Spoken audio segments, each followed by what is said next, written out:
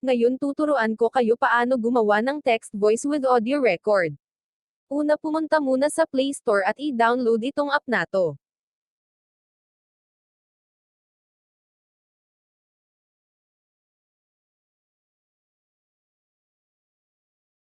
At pag na-download mo na buksan na ito at i-click lamang ang voice message.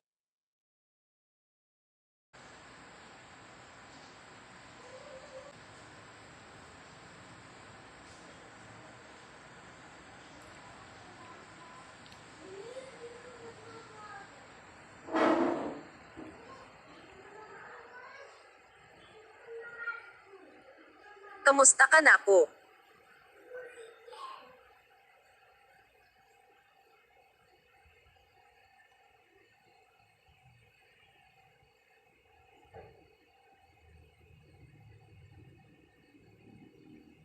Ang ganda-ganda niyo naman.